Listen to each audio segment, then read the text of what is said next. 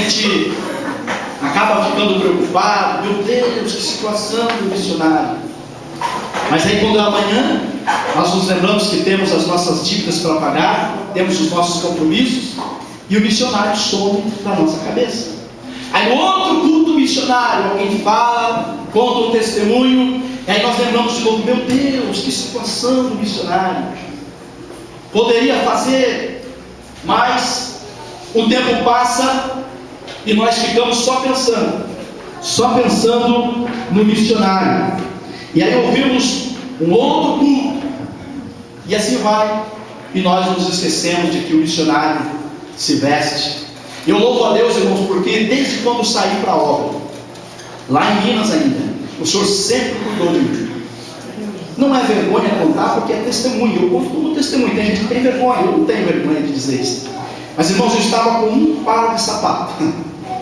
Tinha dois, um de tanto usar durante o dia, nas caminhadas, estourou o fundo, rasgou. E aí o que eu usava para ir no culto, eu tive que começar a usar durante o dia.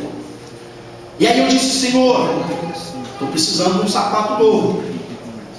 E aí esses dias fui visitar um irmão, antes de vir para cá na segunda-feira. Eu vim para cá na terça. Na segunda-feira eu fui visitar um irmão e conversando com ele, ele disse assim, irmão Gilmar, eu comprei um sapato e não gostei. Mas eu não vou lá na loja devolver, trocar por outro. Você quer esse sapato para você? E aí, como o pé de missionário não tem tamanho, se for pequeno, encolhe os dedos. Se for grande, coloca papel higiênico, pano, lenço, alguma coisa, papel toalha no bico do sapato e usa igual. Mas para minha surpresa, quando ele trouxe o sapato, o meu número, e está aqui uma bênção de Deus, né? Hoje eu fui lá para a central estrear ele. Ainda bem que ninguém viu, não quis pisar no meu pé, né? Mas é assim, irmãos. A vida daqueles que servem ao Senhor e faz a sua obra, Deus sempre usa alguém. E eu espero que Deus comece a te usar também. Hoje vai a pessoa pedir sapato para nós agora. Não, irmãos, escolha alguém. Pede para Deus te mostrar alguém que esteja fazendo a sua obra e que precise. E o Senhor vai te abençoar e o nome do Senhor será glorificado. Muitas vezes nós pensamos que falar, pregar, tem que ser no púlpito da igreja. Tem que ser para a multidão. Mas nos esquecemos de que Jesus, sempre que tinha uma pessoa necessitada, ele se aproximava para fazer alguma coisa em favor dessa pessoa. O texto em que lemos, nós não vamos ter muito tempo para pregar, mas eu quero trazer aqui uma palavra de conscientização através da Bíblia, a palavra de Deus, sobre a responsabilidade de quem vai e de quem fica. Aqui nós encontramos uma história quando Ziclag, a cidade uma das cidades em que Davi havia conquistado, ela foi tomada pelos amalequitas. Os amalequitas tomaram a cidade de Ziclag e pegaram de lá as mulheres, as crianças e todos os bens que havia na cidade e colocaram fogo na cidade, incendiaram a cidade de Ziclag. E Davi, quando chega, algumas pessoas que restaram por ali contaram para Davi o que tinha acontecido. E Davi entra na cidade e percebe tudo o que havia acontecido.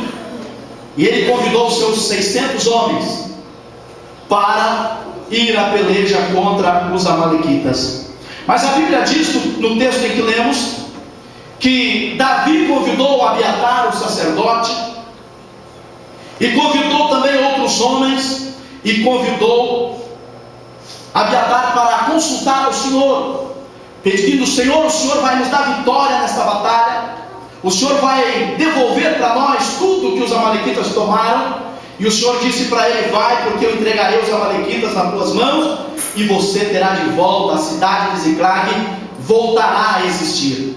E a Bíblia diz que Davi então partiu, no versículo 9, partiu pois Davi, ele e os 600 homens que com ele se achavam, e chegaram ao ribeiro de Besor, onde pararam os que ficaram atrás. Quando eles chegam nesse ribeiro chamado ribeiro de Besor, por causa da distância, do sofrimento, das batalhas que eles já vinham guerreando, 200 homens se cansaram tanto que não conseguiram passar para o outro lado do ribeiro de Besor. Então Davi disse para eles: vocês ficam deste lado cuidando das nossas bagagens, eu e mais os 400 vamos a enfrentar os amalequitas. E a Bíblia diz que eles foram, aqui tem a história, você pode acompanhar depois, mas lá no versículo de número 21 a Bíblia diz que depois que Davi foi, venceu os amalequitas, pegou de volta as mulheres, as crianças e os bens que eles haviam levado, e também os bens que eles tinham com eles, que não era da cidade de Ziclag, eles voltaram. Esses 200 homens que ficaram aquém do ribeiro de Besor, eles observando Davi, que vinha com os homens, se aproximaram para jubilar, para se alegrar pela vitória.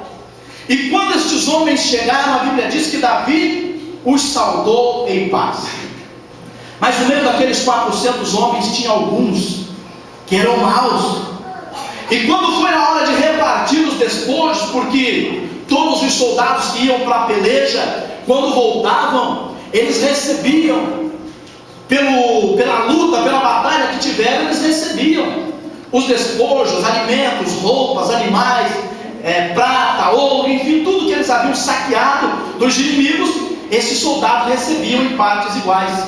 O que aconteceu aqui foi que estes homens disseram para Davi: visto que eles não foram conosco à peleja, nós não vamos dividir o despojo, nós vamos ficar só para nós, porque nós fomos para a peleja, enfrentamos o inimigo, derrotamos o inimigo, e o que vai sobrar para eles vai ser as mulheres deles e os filhos, e mais nada. Mas irmãos, a cidade havia sido destruída pelo fogo. Aqueles outros homens, além das esposas, dos filhos, tinham bens que estavam ali no meio, eles haviam perdido. Os amalequitas haviam levado como presa, e agora eles teriam que ter de volta aquilo que havia perdido, porque era a promessa de Deus. Mas aqueles homens disseram: olha, pelo fato de vocês não terem ido conosco para a peleja, nós não vamos dar para vocês a parte que caberia a vocês nesse despojo. E Davi olha para eles e disse no versículo 23: não fareis assim, irmãos meus, com o que nos deu o Senhor, que nos guardou e entregou a tropa que contra nós vinha nas nossas mãos. E quem vos daria ouvidos nisso? Porque qual é a parte dos que desceram a peleja, tal também será a parte dos que ficaram com a bagagem, igualmente repartirão. Deverão receber partes iguais, porque nós fomos para a peleja, mas alguém ficou aquém do rio, ou do ribeiro de Besor, cuidando da bagagem. E aí eu comecei a analisar o que será que tinha na bagagem dos soldados.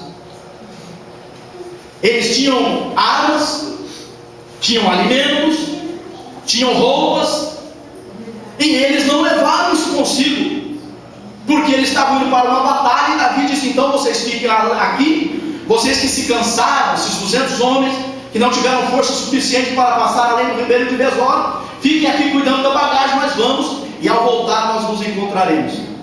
E quando eles voltaram, os homens não queriam dividir os despojos em partes iguais, ou pelo contrário, pelo fato de eles não terem ido lá para a peleja, eles não queriam dar nada para ele. Ó, pega a tua mulher, as tuas mulheres, os teus filhos e vão para casa. Mas estes homens não tinham casa, porque a cidade tinha sido queimada. Então Davi disse que eles deveriam repartir. Para ser mais rápido, eu quero dizer aos irmãos que tanto o que vai, quanto o que fica e ora, contribui, de certa forma coopera com o missionário individual ou com o departamento de missão da sua igreja, para que as almas sejam salvas, você vai ser abençoado da mesma forma. Sabe por quê? Eu começo a imaginar às vezes quando Jesus voltar. Nós não imaginamos, vocês que ficaram aqui, não imaginam as vidas que nós encontramos, a situação das pessoas que nós encontramos.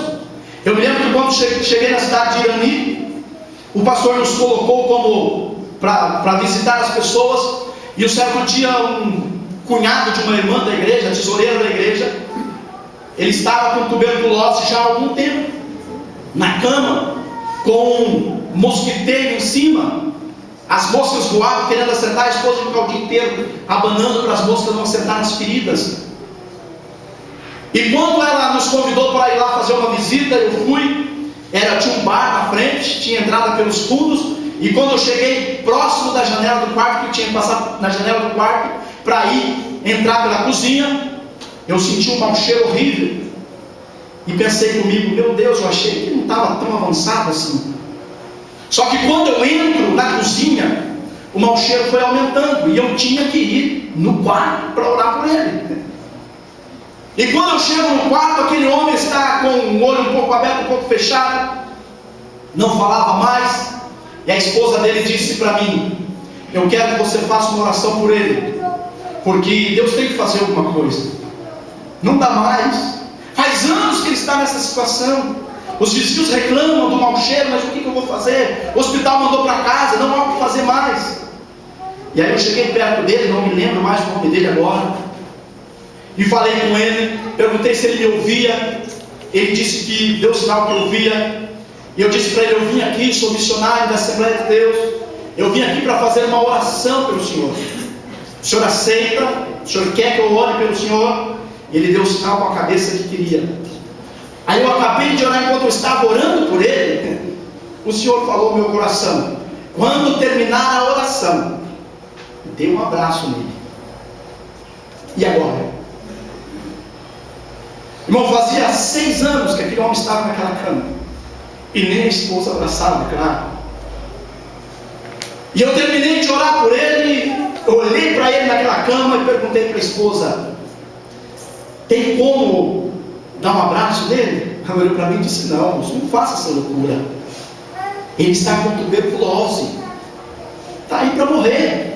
Se você abraçar ele, e se você pega, você não está com máscara, você não usou medicamento nenhum, e se pegar a tuberculose em você? Eu disse para ela, o Jesus que mandou eu abraçar ele, cura quando ele quer. A senhora permite eu abraçar ele? E aí quando eu estava conversando com ela sobre abraçar ele, eu vi lágrimas descendo nos olhos dele. E aí quando eu cheguei próximo dele, perguntei a ele, eu posso lhe dar um abraço? Ele deu o sinal que podia.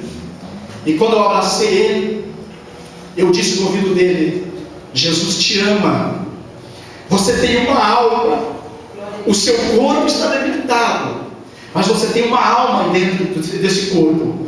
Esta alma anseia por salvação. Você não quer aceitar Jesus como teu Salvador? Se você partir para a eternidade, se você morrer agora, depois que aceitar Jesus como teu Salvador, você vai morar com Jesus. Lá no céu não existe doença. Lá você vai ter um corpo transformado. E conforme eu falava, ele ia chorando. E quando eu terminei de falar com ele, eu disse, você quer aceitar Jesus como teu Salvador? Ele deu um sinal com a cabeça que sim.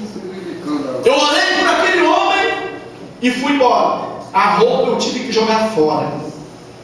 Me lembro até hoje, era uma camiseta que eu tinha comprado aqui em Curitiba, com uma foto estampada no passeio público, lá do Jardim Botânico. A camiseta nova, com poucos meses de uso, eu tive que jogar fora. Não deu mais para lavar, nem para usar para nada. O meu corpo, uns 15 dias, eu sentia aquele cheiro horrível. E as pessoas, quando se aproximavam de mim, diziam, mas que cheiro é esse? E aí eu, com muita alegria no meu coração, dizia, isso é cheiro de uma alma. Como assim cheiro de uma alma? Um cheiro horrível. Sabe que a alma cheira tão mal assim? E aí eu contava histórias e dizia, pelo amor de Deus, me perdoe. Irmãos, falar de amor é fácil. Mandar um missionário para o campo é fácil. Agora, aqueles que estão lá, precisa da tua ajuda. Muito mais do que financeira. Em primeiro lugar, precisa da tua oração. Eu estava conversando com uma agente